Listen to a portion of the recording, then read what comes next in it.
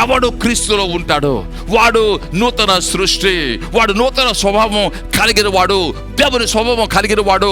దేవుని స్వభావంలో ఏమున్నది? ప్రేమ ఉన్నది. దేవుని స్వభావంలో ఏమున్నది? దీర్ఘశాంతం ఉన్నది. దేవుని స్వభావంలో ఏమున్నది?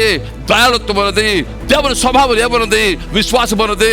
హల్లెలూయా. నేను కూడా దేవుని మూలముగా జన్మించినప్పుడు హల్లెలూయా వీటన్నిటిని కూడా నేను కలిగిన వాడినిగా నేను జన్మిస్తున్నాను. హల్లెలూయా.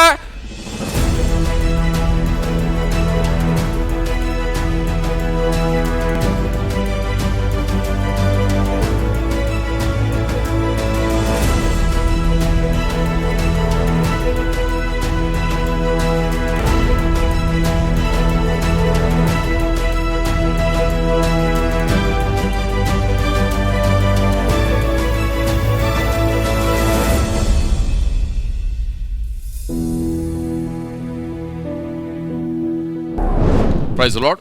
దేవుని నామమునకు మహిమ కలుగాక. ఈ దినమందు ఈ వాయిస్ ఆఫ్ విక్టరీ ఈ బ్రాడ్కాస్ట్ మనందరూ కూడా ప్రేమతో ఆహ్వానిస్తున్నాం. ఈ బ్రాడ్కాస్ట్ ద్వారా ఈ దినమందు ప్రభు మీ జీవితాల్లో ఒక నూతన కార్యమును చేస్తున్నాడని చెప్పేసి నమ్ముతూ ఉన్నాం. ఈ దినమందు మనం దేవుని యొక్క వాక్యములో నుంచి కూడా గలతీయులకు రాసినటువంటి పత్రిక 5వ అధ్యాయం నుంచి కూడా కొన్ని మాటలు మనం చదువుకుంటూ ఉన్నాం. హల్లెలూయా. గలతీయులకు రాసిన పత్రిక 5వ అధ్యాయం 16వ వచనము, నేను చెప్పునేదేమనగా ఆత్మానుసారముగా నడుచుకొనుడి, అప్పుడు మీరు శరీరేచ్ఛను నెరవేర్చరు. 22వ వచనం, అయితే ఆత్మ ఫలమేమనగా ప్రేమ, సంతోషము, సమాధానము, దీర్ఘశాంతము, దయాళుత్వము, మంచితనము, విశ్వాసము, సాత్వికము, ఆశా నిగ్రహము. ఇట్టి వాటికి విరోధమైన నియమమేదియు లేదు. ఆమేన్. ఇద్దరు మనం ధ్యానము చేస్తున్నటువంటి అంశము ఆత్మ ఫలములు. మనం ఆత్మ ఫలములు ఎలా కలిగి ఉండవచ్చు అన్నటువంటి అంశాన్ని మనం ధ్యానము చేస్తున్నాం. సాధారణంగా మనందరం కూడా మనం క్రైస్తవ జీవితంలో దేవుని యొక్క శక్తిని ఎరిగినటువంటి ప్రజలుగా ఉన్నాం. దేవుని వాక్యాన్ని మనం చూస్తున్నప్పుడు అపోస్తలుల కార్యం 1వ అధ్యాయం 8వ వచనం చూస్తే దేవుని వాక్యం చెప్తోంది, మీరు పరిశుద్ధాత్మను పొందినప్పుడు శక్తిని పొందుతారని చెప్పేసి వాక్యము చెబుతోంది. చాలాసార్లు ఆత్మ ఫలమును గురించినటువంటి అవగాహన లేనప్పుడు ఆత్మ వరముల మీద మనం ఎక్కువ దృష్టి పెట్టిన వారు ఉంటాం. దేవుని వాక్యమును చూస్తే మనకు వాక్యము చెప్పేది, 1 మనం ఆత్మ వరాలను కలిగిన వారు ఉండాలి. 2 ఆత్మ వరములు మాత్రమే కాదు, ఆత్మ ఫలములు కూడా కలిగిన వారుగా ఉండాలి. వరములు కలిగిన వారుగా దేవుని ప్రజలు ఉన్నప్పుడు మనకు తెలుసు, వాక్యము చూపిస్తుంది ఏమిటంటే వారు భూమిని తల్లకిందులు చేసేటువంటి ప్రజలుగా ఉన్నారు. హల్లెలూయా. ఆత్మ వరములు కలిగి ఉన్నటువంటి మనుషులను చూసి హల్లెలూయా దేవుని ఎరుగని ప్రజలు ఏమన్నారు? వీరు భూమిని తల్లకిందులు చేయు ప్రజలని అన్నారు.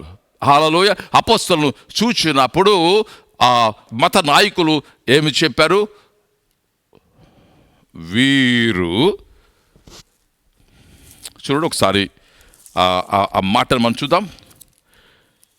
అపోస్తలుల కార్యములు 3వ అధ్యాయంలో చూస్తే వారిని బట్టి వారు విద్యలేని పామరులని గ్రహించి ఆశ్చర్యపడి, ఆమేన్, విద్యలేని పామరులని గ్రహించి ఆశ్చర్యపడి, ఆమేన్, ఆత్మ వరములను ఆత్మశక్తిని చూచినప్పుడు, వారి సామర్థ్యాన్ని చూసినప్పుడు మత నాయకులు, యూద మత నాయకులు ఆశ్చర్యపడినట్లు మనం దేవుని వాక్యమును మనం చూస్తున్నాం.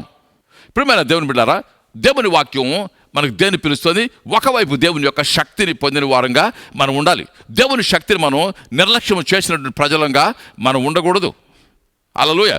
పరిశుద్ధాత్మ పొందినప్పుడు మనం శక్తిని పొందాం. అంత మాత్రమే కాదు, దానితో సరిపెట్టుకోవడం మాత్రమే కాదు, వాక్యం ఏం చెప్తుందంటే మనము ఆత్మ ఫలములు కూడా కలిగిన వారంగా ఉండాలి. ఒక విధంగా చెప్పాలంటే దేవుని వాక్యం యోహాను రాసిన సువార్త మనం చెప్తుందండి, by this all men shall know that you are my disciples, love ye one another. ప్రభు చెప్పిన మాట. దీనిని బట్టి మనుషులందరూ కూడా మిమ్మల్ని నా శిష్యులుగా గుర్తిస్తారు. దేనిని బట్టి? మీరు ఒకరినొకరు ప్రేమించండి. ఒకరినొకరు ప్రేమించినప్పుడు మనుషులు మిమ్మల్ని నా శిష్యులుగా గుర్తిస్తారు. ప్రభువు ఆత్మ యొక్క ఫలముల గురించి అక్కడ ఏం చెప్తున్నాడు? ఆత్మ ఫలములు ఒకరిని చెప్పాలంటే క్రైస్తవ జీవితానికి లేకపోతే శిష్యత్వానికి గుర్తుగా ఉన్నాయి. హల్లెలూయా! దేనికి గుర్తుగా ఉన్నాయి? ఆత్మ ఫలములు మన యొక్క శిష్యత్వానికి గుర్తుగా ఉన్నాయి. Praise the lord. అయితే ఈ ఆత్మ ఫలములు మనం కలిగి ఉండాలంటే ఏమి చేయాలని దేవుని వాక్యం మనకు చూపిస్తుంది.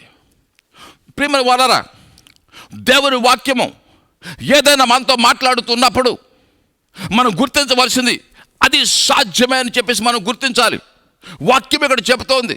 ఏం చెప్తోంది? ఆత్మ ఫలములు ఉన్నాయి. 9 ఆత్మ ఫలములు. ప్రేమ అని దేవుని వాక్యము చెబుతోంది. ఆత్మ ఫలం అని చెప్తోంది. సంతోషము ఆత్మ ఫలం అని చెప్తోంది. ఇతర ఆత్మ ఫలాల గురించి దేవుని వాక్యం మనకు చెబుతోంది. అయితే ఈ ఆత్మ ఫలములను మనం కలిగి ఉంటాము సాధ్యమా?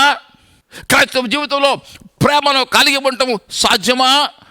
క్రైస్తవ జీవితంలో సంతోషాన్ని కలిగి ఉండటం సాధ్యమా? క్రైస్తవ జీవితంలో దీర్ఘశాంతాన్ని కలిగి ఉండటం సాధ్యమా? దేవుడు మన ముందు ఏది పెట్టినప్పుడు కూడా హల్లెలూయా అది సాధ్యమే.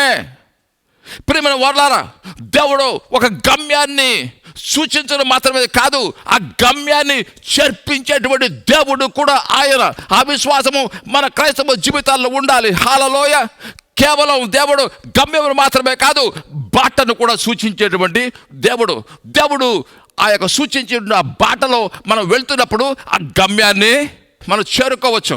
ఈ దినమందు హల్లెలూయా దేవుడు మనతో మాట్లాడుతున్నాడు. ఏమిటి దేవుని యొక్క వర్తమానం? ఏమిటి? హల్లెలూయా క్రైస్తవ జీవితంలో ప్రేమను కలిగి ఉండవచ్చు. హల్లెలూయా అది ఇదంతా కూడా మన శక్తితో సాధ్యమయ్యేటువంటిది కాదు. నా శక్తితో నా స్వప్రయత్నముతో నేను ప్రేమను కలిగి ఉండలేను.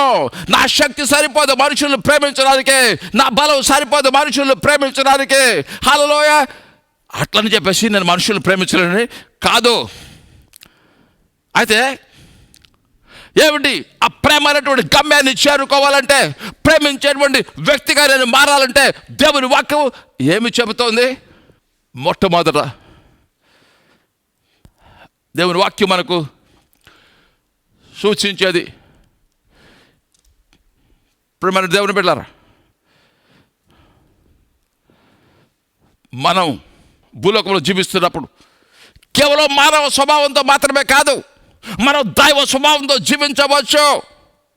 హల్లెలూయా దేవుడు మనుషులకు వాగ్దానము చేసిన వాగ్దానములు ఎన్నో ఉన్నాయి.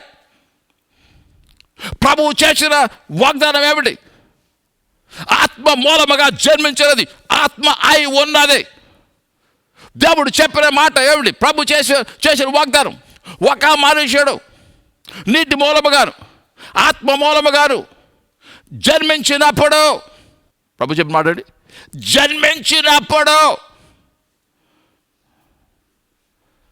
ప్రభు దేంతో పోలుస్తున్నాడు? క్రైస్తవ జీవిత ఆరంభాన్ని ఒక జన్మతో పోలుస్తూ ఉన్నాడు. ఒక నూతన శిశువు జన్మించినప్పుడు, నూతన శిశువులో ఏముంటుంది? ఆ మానవ స్వభావం ఉంటుంది. హల్లెలూయా వినికిడి ఉంటుంది. చూడగలను శిశువు, వినికిడి, మానవ స్వభావము. శిశువు ఎదుగుతున్న కొద్ది కూడా స్వభావం బయటపడుతూ ఉంటుంది. హల్లెలూయా అటువలే ప్రభు చెప్తున్నాడు, ఆత్మ మూలముగా జన్మించినది ఆత్మ. ఎప్పుడు మనము ఆత్మ మూలముగా అంటే దేవుని పరిశుద్ధాత్మ మూలముగా మనం జన్మిస్తామో అప్పుడు కేవలం మానవ స్వభావం మాత్రమే కాదు, ఏమి స్వభావాన్ని కలిగిన వారు ఉంటాం? దైవ స్వభావాన్ని కలిగిన వారు ఉంటాం. దాన్ని మనం ఏమంటున్నాము? నూతన జన్మ అనుభవం. హల్లెలూయా అందుకే అపోస్తలుడైన పౌలు ఎఫెసీయులకు రాసిన పత్రిక 4వ అధ్యాయం 24వ వచనం, మీ చిత్తవృత్తి యందు నూతన పరచబడిన వారై నీతియు యథార్థమైన భక్తియు కలవారై దేవుని పోలికగా సృష్టించబడిన నవీన స్వభావంలో ధరించుకొనవలెను. హల్లెలూయా. ఏమంటున్నాడు? దేవుని పోలికనా.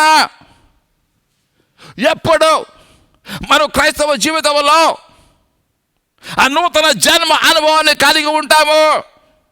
మతము కాదు, ఆచారము కాదు.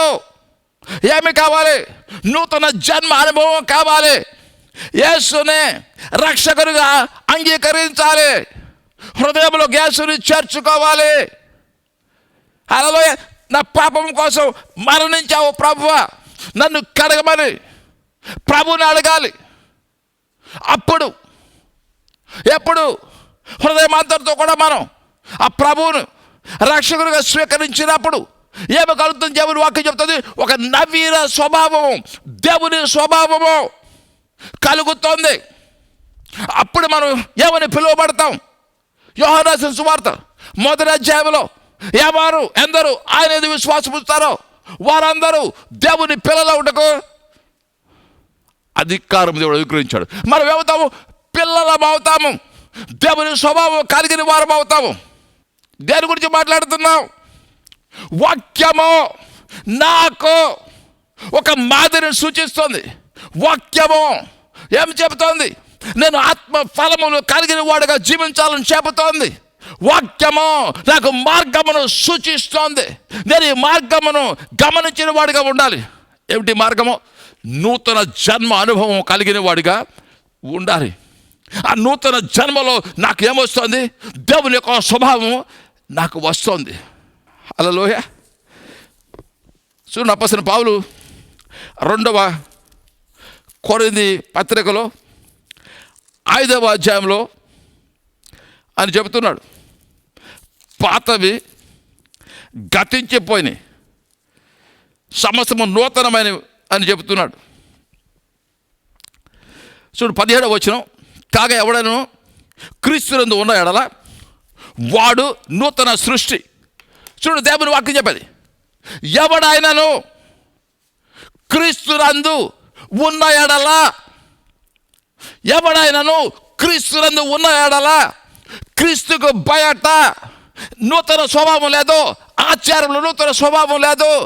ఎవరు క్రీస్తులకు వస్తారో వారికి ఏముంది? నూతన స్వభావం ఉందని దేవుని వాక్యం చెప్తోంది. Hallelujah. Our theology is a Christ centered theology.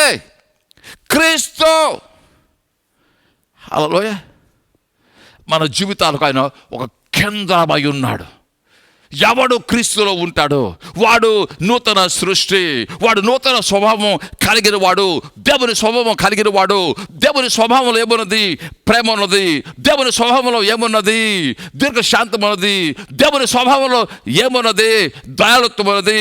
దేవుని స్వభావం ఏమున్నది? విశ్వాసం ఉన్నది. హల్లెలూయా. నేను కూడా దేవుని మూలముగా జన్మించినప్పుడు, హల్లెలూయా, వీటన్నిటిని కూడా నేను కలిగిన వాడినిగా నేను జన్మిస్తున్నాను. హల్లెలూయా. మనం ఆత్మ ఫలములు ఫలించాలంటే దేవుని వాక్యం ఏం చెబుతుంది?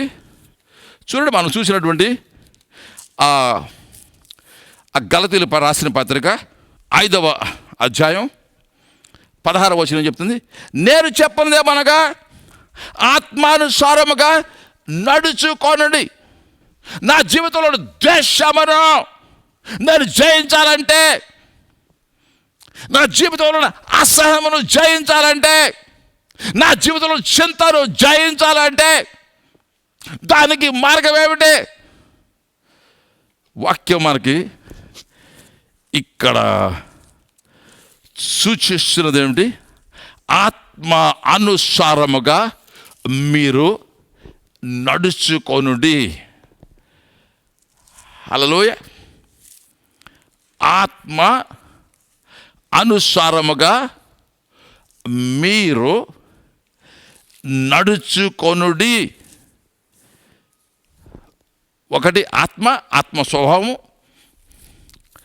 రెండవది దేవుని వాక్యం మనం చెప్తాం. చూడండి ఇంకొక మాట, రోమీయులకు రాసిన పత్రిక 8వ అధ్యాయం 14వ వచనం, దేవుని ఆత్మ చేత ఎందరూ నడిపించబడుదురో వారందరూ దేవుని కుమారులై ఉందురు.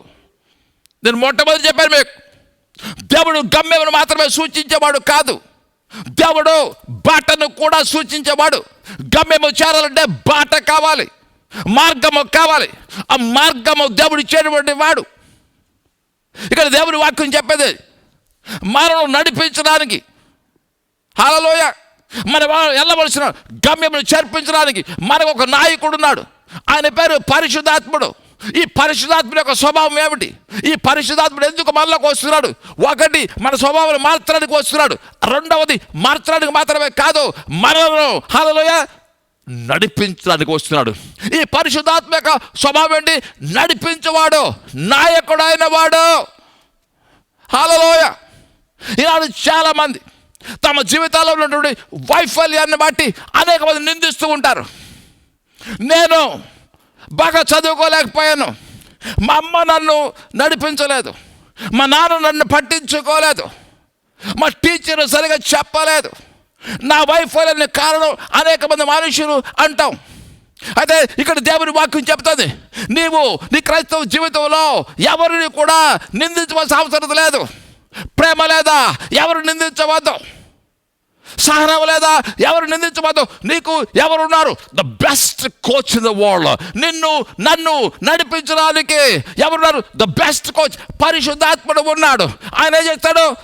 నన్ను నడిపించేటువంటి వాడాయన. హల్లెలూయా. ఆత్మానుసారముగా నడుచుకోరండి. ఆత్మదేవుడు నడిపిస్తున్నాడు, ఆత్మదేవుడు మార్గమును చూపిస్తాడు. Praise the lord. Hallelujah.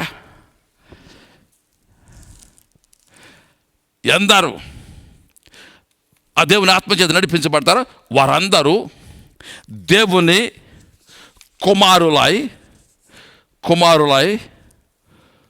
ఉందురు. Hallelujah. Glory to God. ఇద్దరి ముందు అడగండి, హల్లెలూయా, పరిశుద్ధాత్ముడా నేను నడిపించు. నా ముందు ప్రభా, నా ముందు గమ్యాన్ని ఉంచావు. నేను ఆత్మ ఫలములు ఫలించడానికి ఫలించాలని ప్రభా గమ్యాన్ని నా ముందు ఉంచావు. నేను ప్రేమ కలిగి ఉండాలని గమ్యాన్ని నా ముందు ఉంచావు. పరిశుద్ధాత్ముడా ప్రభా, నేను దీర్ఘశాంతమును కలిగి ఉండాలని చెప్పి ప్రభా నువ్వు ఆశపడుతున్నావు. ఆ ఫలం కలిగి ఉండాలని చెప్పి ఆ గమ్యాన్ని నా ముందు ఉంచావు. పరిశుద్ధాత్ముడా నన్ను నడిపించు. హల్లెలూయా. నిన్ను నడిపించేవాడు ఆయన. హల్లెలూయా. ఒకసారి మనం తీతుకు వ్రాసినటువంటి పత్రిక వెళ్దాం. తర్వాత మనం హల్లెలూయా 2వ తిమోతిలోంచి కూడా కొన్ని మాటలు మనం ఇక్కడ ధ్యానం చేసుకుందాం. ప్రియమైన దేవుని బిడ్డలారా, ఏం చెప్తున్నాను ఇక్కడ? ఆత్మ ఫలములు కలిగి ఉండాలి, కలిగి ఉండవచ్చు, ఇది సాధ్యమే. హల్లెలూయా. ఒకటి, ఆత్మఫలములు ఎలా కలిగి ఉండవచ్చు? నిజముగా మన మారు మనసు అనుభవం, నూతన జన్మ అనుభవం కలిగి ఉన్నప్పుడు మనం హల్లెలూయా మనం ఆత్మఫలములు ఫలించవచ్చు. రెండవది హల్లెలూయా దేవుని వాక్యమును సూచించేది, మనము పరిశుద్ధాత్ముని యొక్క నాయకత్వానికి లోబడుతూ ఉన్నప్పుడు, పరిశుద్ధాత్ముడా నన్ను నడిపించమన్నప్పుడు హల్లెలూయా ఆయన నడిపించువాడు. హల్లెలూయా మనం వెళ్ళవలసిన బాటలో మనం నడిపించి మనం వెళ్ళవలసిన గమ్యానికి మనను చేర్చువాడు ఆయన. హల్లెలూయా. రెండవది ప్రేమైన వారా, 3వ అంశమును మనం ఇక్కడ చూడవచ్చు. 3వ అంశము హల్లెలూయా ఆత్మ ఫలములు ఫలించాలి అంటే పౌలు తిమోతికి రాసిన పత్రికలో, తర్వాత తీతు కూడా చూద్దాం. తిమోతి రాసిన పత్రికలో చూడండి చెబుతున్న మాటను. 2వ అధ్యాయం 6వ వచనం, పాటుపడిన వ్యవసాయకుడే మొదటి ఫలములలో పాలు పుచ్చుకొనవలసిన వాడు. హల్లెలూయా. దేని గురించి దేవుని వాక్యం ఇక్కడ మాట్లాడుతుంది? వ్యవసాయాన్ని గురించి మాట్లాడుతుంది. ఇక్కడ ఒకటి చెప్పాలంటే, మనం ఆత్మ ఫలం గురించి మాట్లాడుతున్నప్పుడు విత్తనం గురించి మాట్లాడుతున్నాం. నూతన జన్మ అనుభవాన్ని గురించి మాట్లాడుతున్నప్పుడు మనం దేని గురించి మాట్లాడుతున్నాము? హల్లెలూయా. దేవుని యొక్క విత్తనం గురించి మాట్లాడుతున్నాం, దేవుని యొక్క సీడ్ గురించి మాట్లాడుతున్నాం. ప్రేమైన వాళ్ళరా, విత్తనములో ఏమున్నది? స్వభావం ఉన్నది. మామిడి చెట్టులో ఏమున్నది? చెట్టు విత్తనంలో మామిడి స్వభావం ఉన్నది. యాపిల్ చెట్టు నాటితే యాపిల్ స్వభావం, అవును కదా. అయితే ఇక్కడ మనం అర్థం చేసుకోవలసింది ఒకటి ఉన్నది. చాలాసార్లు మనం అనేక మందిని చూస్తూ ఉంటాం, అనేక మంది ఫలము లేని వారిని చూస్తూ ఉంటాం. చూచి కొన్నిసార్లు మనం నిందించినట్టు మాట్లాడుతున్నాం. ఎందుకు వారి జీవితాల్లో ఫలము లేదు, ఎందుకు వారు నిజంగా క్రైస్తవ జీవితాన్ని జీవించవలసిన రీతిగా జీవించలేకపోతున్నారు. కొన్నిసార్లు మనం తొందరగా వీరు అబద్ధ ప్రవక్తలను చెప్తాం. ఎందుకంటే ప్రభు యేసుక్రీస్తు మత్తయి రాసిన సువార్త 7వ అధ్యాయంలో అబద్ధ ప్రవక్తల గురించి మాట్లాడాడు. ఎందుకంటే మీరు వారు అబద్ధ ప్రవక్తలు ఎలా తెలుసుకుంటారు, వారి ఫలాలను బట్టి మీరు వారు అబద్ధ ప్రవక్తలు తెలుసుకుంటారు అన్నాడు. అయితే ఇక్కడ మనం కొంచెం జాగ్రత్తను వహించవలసి వారు ఉన్నాం.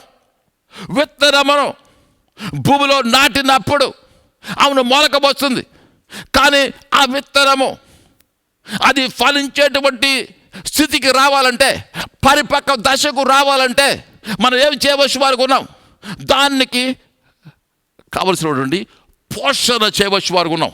అందుకే అపొస్తలుడైన పౌలు ఇక్కడ అంటున్నాడు, పాటు పడినటువంటి వ్యవసాయకుడని అంటున్నాడు. ప్రియమైన వాళ్ళరా, క్రైస్తవ జీవితంలో ఆత్మ ఫలము కావాలంటే పాటు పడేటువంటి వారముగా మనం ఉండాలి. ఏమి చెప్పారు? మొట్టమొదట తిరిగి జన్మించిన అనుభవం కలిగిన వారికి ఉండాలని చెప్పాను. రెండో ఏమి చెప్పాను? పరిశుద్ధాత్మ యొక్క నాయకత్వములకు లోబడిన వారికి ఉండాలి ఆత్మ ఫలములు కాబట్టి చెప్తున్నాను. మూడవ విషయం ఇక్కడ చూస్తున్నాము. ఏమిటి విషయం? ఇక్కడ పరిపక్వతకు రావాలి. మామిడి చెట్టును నాటావు, కానీ ఎప్పుడు నీరు పోయలేదు, ఎప్పుడు దానికి కావాల్సిన ఎరువు వేయలేదు. దానికి పిందెలు వస్తాయా? రావు. దానికి ఎదుగుదల వస్తుందా? రాదు. పోషణ కావాలి. అలాగే ఆధ్యాత్మిక జీవితంలో మనము దేవుని యొక్క ఆ నూతన జన్మ స్వభావాన్ని కలిగి ఉన్నప్పుడు కూడా ఆధ్యాత్మిక జీవితంలో శ్రద్ధ లేకపోతే, దేవుని వాక్యాన్ని మనం ధ్యానించకపోతే, ప్రార్థించకపోతే, పరిశుద్ధుల యొక్క సహవాసం లేకపోతే మన జీవితాల్లో ఆత్మఫలం రాదు. అందుకని అన్నాడు పౌలు తిమోతితో, ఏమంటాడు? పాటుపడు వ్యవసాయకుడు మొట్టమొదట ఫలముల్లో పాలు పొందుతాడు. పాటుపడు వ్యవసాయకుడు, శ్రమ పడేవాడు. నేను అడుగుతాను, దినమందు క్రైస్తవ జీవితంలో నిజముగా నువ్వు ఆ జీవితం మీద దృష్టి పెట్టావా? ఆ వాక్యమును ధ్యానిస్తూ ఉన్నావా? ప్రార్థించే అనుభవం ఉందా? పరిశుద్ధులతో సహవాసం ఉందా? ఇవి లేకపోతే మనలో స్వభావం ఉండొచ్చు, కానీ మనలో ఏముండవు, ఫలములు ఉండవు. ప్రియమైన దేవుని బిడ్డలారా, ఎప్పుడు దినంతరం నుంచి కూడా మనం నేర్చుకోలేదు, మనము కేవలము దేవుని శక్తిని మాత్రమే కలిగిన వారముగా మాత్రమే కాదు, మనము దేవుని ఫలములు కూడా కలిగిన ప్రజలుగా మనం ఉండాలి.